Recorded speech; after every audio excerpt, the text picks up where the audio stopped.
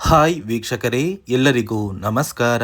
ನೋಡಿ, ಗೃಹಲಕ್ಷ್ಮಿ ಯೋಜನೆಯ ಪ್ರತಿಯೊಂದು ಫಲಾನುಭವಿಗಳಿಗೆ ನಾಳೆ ಬುಧವಾರ ಜುಲೈ 2ರಿಂದ ಸರ್ಕಾರ 3 ತಿಂಗಳ 6,000 ಹಣನ ಜಮಾ ಮಾಡ್ತಾ ಇದೆ. ಅಂದರೆ ಪ್ರತಿಯೊಂದು ಫಲಾನುಭವಿಗಳಿಗೆ 20ನೇ ಕಂತಿನ ಹಣ, 21ನೇ ಕಂತಿನ ಹಣ ಹಾಗೂ 22ನೇ ಕಂತಿನ ಹಣ, ಈ 3 ತಿಂಗಳ 6,000 ಹಣ ಜಮಾ ಆಗಿದ್ದು, ಈ ಒಂದು ಹಣನ ಕರ್ನಾಟಕದ 28 ಜಿಲ್ಲೆಗಳ ಪ್ರತಿಯೊಂದು ಫಲಾನುಭವಿಗಳಿಗೆ ಸರ್ಕಾರ 4 ಹಂತಗಳಲ್ಲಿ ಜಮಾ ಮಾಡ್ತಾ ಇದೆ. ಅದೇ ರೀತಿ ಸುಮಾರು 1 ಲಕ್ಷಕ್ಕಿಂತ ಅಧಿಕ ಫಲಾನುಭವಿಗಳಿಗೆ ಸರ್ಕಾರ ಈ ಒಂದು ಹಣನ ಕ್ಯಾನ್ಸಲ್ ಮಾಡಿದ್ದು, ಬನ್ನಿ ಸ್ನೇಹಿತರೆ, ಸರ್ಕಾರದಿಂದ ಬಂದಿರುವಂತಹ ಒಂದು ಮಾಹಿತಿ ಏನು ಅಂತ ನಾನು ನಿಮಗೆ ತಿಳಿಸ್ಕೊಡ್ತಾ ಇದ್ದೀನಿ. ಅದಕ್ಕಿಂತ ಮೊದಲು ನೀವೇನಾದ್ರೂ ಇನ್ನೂ ಕೂಡ ನನ್ನ ಚಾನಲ್ನ ಸಬ್ಸ್ಕ್ರೈಬ್ ಆಗಿಲ್ಲ ಅಂದರೆ ದಯವಿಟ್ಟು ಪ್ರತಿಯೊಬ್ಬರು ನನ್ನ ಚಾನಲ್ನ ಸಬ್ಸ್ಕ್ರೈಬ್ ಮಾಡ್ಕೊಳ್ಳಿ, ಹಾಗೆ ವಿಡಿಯೋಗೆ ಒಂದು ಲೈಕ್ನ ಕೊಡಿ. ಹೌದು ವೀಕ್ಷಕರೇ, ಗೃಹಲಕ್ಷ್ಮಿ ಯೋಜನೆಯ ಪ್ರತಿಯೊಂದು ಫಲಾನುಭವಿಗಳಿಗೆ ಕೊನೆಗೂ ಸರ್ಕಾರದಿಂದ 3 ತಿಂಗಳ 6,000 ಹಣನ ನಿಮ್ಮ ಬ್ಯಾಂಕ್ ಖಾತೆಗೆ ಜಮಾ ಮಾಡ್ತಾ ಇದೆ. ಏಪ್ರಿಲ್ ತಿಂಗಳ 20ನೇ ಕಂತಿನ ಹಣ, ಮೇ ತಿಂಗಳ 21ನೇ ಕಂತಿನ ಹಣ ಹಾಗೂ ಜೂನ್ ತಿಂಗಳ 22ನೇ ಕಂತಿನ ಹಣ, ಈ 3 ತಿಂಗಳ 6,000 ಹಣನ ಕರ್ನಾಟಕದ 28 ಜಿಲ್ಲೆಗಳ ಪ್ರತಿಯೊಂದು ಫಲಾನುಭವಿಗಳಿಗೆ ಸರ್ಕಾರ 4 ಹಂತಗಳಲ್ಲಿ ಜುಲೈ 2ರಿಂದ ಜಮಾ ಮಾಡ್ತಾ ಇದ್ದು, ಬುಧವಾರದಿಂದ ಪ್ರತಿಯೊಂದು ಫಲಾನುಭವಿಗಳಿಗೆ ನಿಮ್ಮ ಬ್ಯಾಂಕ್ ಖಾತೆಗೆ ಈ ಒಂದು ಹಣ ಜಮಾ ಆಗುತ್ತೆ. ಅದೇ ರೀತಿ ಸುಮಾರು 1 ಲಕ್ಷಕ್ಕಿಂತ ಅಧಿಕ ಫಲಾನುಭವಿಗಳಿಗೆ ಈ ಬಾರಿ ಸರ್ಕಾರ ಈ 6,000 ಹಣನ ಕ್ಯಾನ್ಸಲ್ ಮಾಡಿದೆ.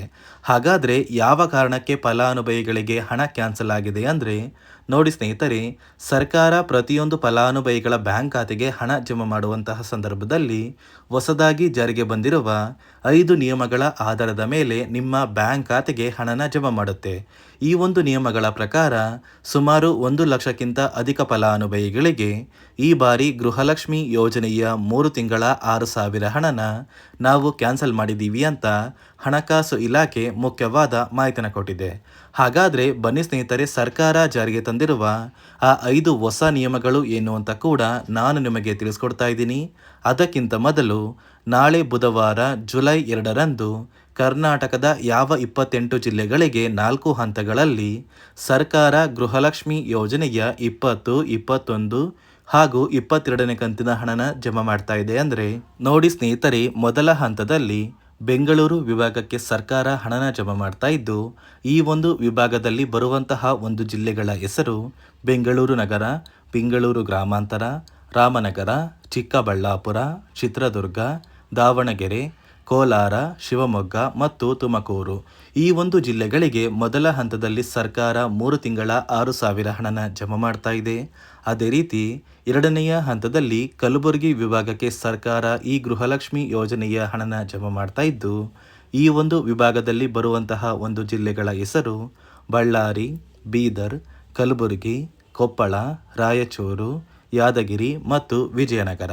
ಈ ಜಿಲ್ಲೆಗಳಿಗೆ ಸರ್ಕಾರ ಎರಡನೆಯ ಹಂತದಲ್ಲಿ 3 ತಿಂಗಳ 6,000 ಹಣನ ಜಮಾ ಮಾಡ್ತಾ ಇದೆ. ಅದೇ ರೀತಿ ಮೂರನೆಯ ಒಂದು ಹಂತದಲ್ಲಿ ಬೆಳಗಾವಿ ವಿಭಾಗಕ್ಕೆ ಸರ್ಕಾರ ಈ ಒಂದು ಹಣನ ಜಮಾ ಮಾಡ್ತಾ ಇದ್ದು, ಈ ಒಂದು ವಿಭಾಗದಲ್ಲಿ ಬರುವಂತಹ ಜಿಲ್ಲೆಗಳ ಹೆಸರು ಬಾಗಲಕೋಟೆ, ಬೆಳಗಾವಿ, ವಿಜಯಪುರ, ಧಾರವಾಡ, ಗದಗ, ಹಾವೇರಿ ಮತ್ತು ಉತ್ತರ ಕನ್ನಡ.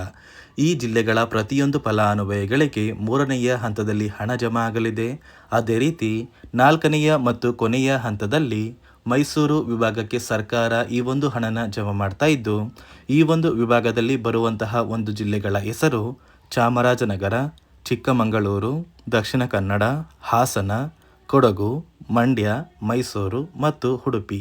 ಈ ಪ್ರತಿಯೊಂದು ಜಿಲ್ಲೆಗಳ ಪ್ರತಿಯೊಂದು ಫಲಾನುಭವಿಗಳ ಬ್ಯಾಂಕ್ ಖಾತೆಗೆ ಸರ್ಕಾರ 4 ಹಂತಗಳಲ್ಲಿ ಗೃಹಲಕ್ಷ್ಮಿ ಯೋಜನೆಯ 3 ತಿಂಗಳ 6,000 ಹಣನ ಜಮಾ ಮಾಡ್ತಾ ಇದ್ದು, ಜುಲೈ 10ರಷ್ಟರಲ್ಲಿ ಪ್ರತಿಯೊಬ್ಬರು ಈ ಒಂದು ಹಣನ ನಿಮ್ಮ ಬ್ಯಾಂಕ್ ಖಾತೆಗೆ ಪಡ್ಕೋತೀರಾ. ನೋಡಿ ಸ್ನೇಹಿತರೆ, ಈ ಬಾರಿ ಸುಮಾರು 1 ಲಕ್ಷಕ್ಕಿಂತ ಅಧಿಕ ಫಲಾನುಭವಿಗಳ ಬ್ಯಾಂಕ್ ಖಾತೆಗೆ ಸರ್ಕಾರ ಗೃಹಲಕ್ಷ್ಮಿ ಯೋಜನೆಯ ಹಣನ ಜಮಾ ಮಾಡ್ತಾ ಇಲ್ಲ.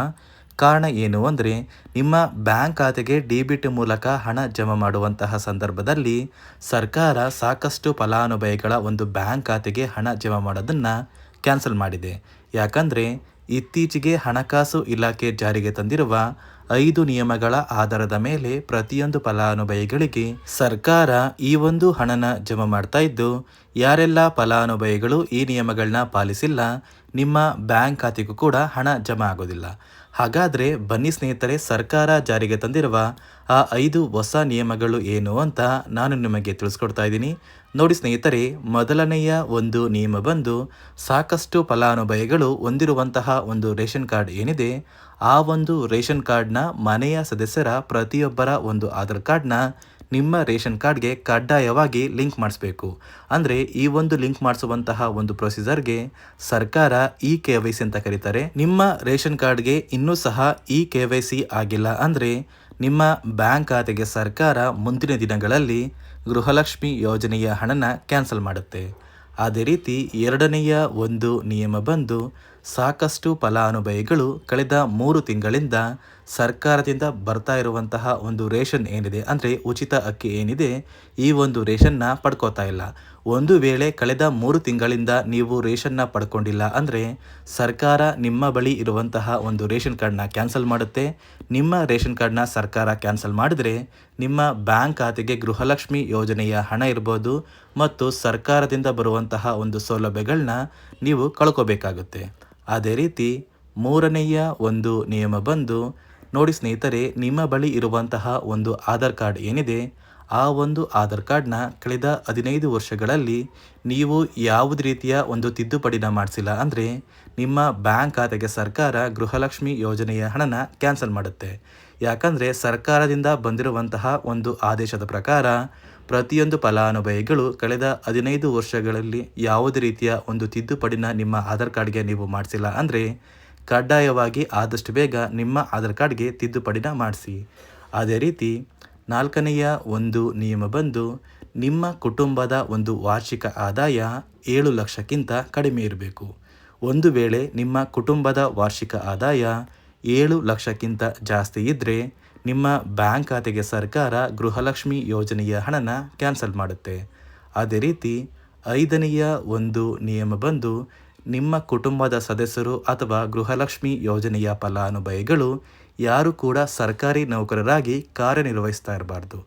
ಒಂದು ವೇಳೆ ನಿಮ್ಮ ಕುಟುಂಬದಲ್ಲಿ ಯಾರೇ ಆಗಿದ್ರೂ ಸರ್ಕಾರಿ ನೌಕರರಾಗಿ ಕಾರ್ಯನಿರ್ವಹಿಸ್ತಾ ಇದ್ದರೆ ನಿಮ್ಮ ಬ್ಯಾಂಕ್ ಖಾತೆಗೆ ಗೃಹಲಕ್ಷ್ಮಿ ಯೋಜನೆಯ ಹಣ ಕ್ಯಾನ್ಸಲ್ ಆಗುತ್ತೆ. ಈ 5 ನಿಯಮಗಳ ಆಧಾರದ ಮೇಲೆ ಪ್ರತಿಯೊಂದು ಫಲಾನುಭವಿಗಳಿಗೆ ಸರ್ಕಾರ ಹಣ ಜಮಾ ಮಾಡ್ತಾ ಇದೆ. ಒಂದು ವೇಳೆ ನೀವು ಈ 5 ನಿಯಮಗಳನ್ನ ಪಾಲಿಸಿಲ್ಲ ಅಂದರೆ ನೀವು ಕೂಡ ಗೃಹಲಕ್ಷ್ಮಿ ಯೋಜನೆಯ ಹಣದಿಂದ ವಂಚಿತರಾಗಬೇಕಾಗುತ್ತೆ. ನೋಡಿ ಸ್ನೇಹಿತರೆ, ಜುಲೈ 2 ಬುಧವಾರದಿಂದ ಸರ್ಕಾರ ಗೃಹಲಕ್ಷ್ಮಿ ಯೋಜನೆಯ 3 ತಿಂಗಳ 6,000 ಹಣನ ಜಮಾ ಮಾಡ್ತಾ ಇದ್ದು, ಆದಷ್ಟು ಬೇಗ ಪ್ರತಿಯೊಬ್ಬರು ಈ 6,000 ಹಣನ ಪಡ್ಕೋತೀರಾ ಅಂತ ಹೇಳ್ತಾ, ಇದಿಷ್ಟು ಸರ್ಕಾರದಿಂದ ಬಂದಿರುವಂತಹ ಒಂದು ಹೊಸ ಮಾಹಿತಿಯಾಗಿದೆ. ನಾನು ಕೊಟ್ಟಿರುವಂತಹ ಮಾಹಿತಿ ನಿಮಗೆ ಇಷ್ಟ ಆಗಿದ್ದಲ್ಲಿ ದಯವಿಟ್ಟು ಪ್ರತಿಯೊಬ್ಬರು ನನ್ನ ಚಾನಲ್ನ ಸಬ್ಸ್ಕ್ರೈಬ್ ಮಾಡ್ಕೊಳ್ಳಿ, ಹಾಗೆ ವಿಡಿಯೋಗೆ ಒಂದು ಲೈಕ್ನ ಕೊಡಿ.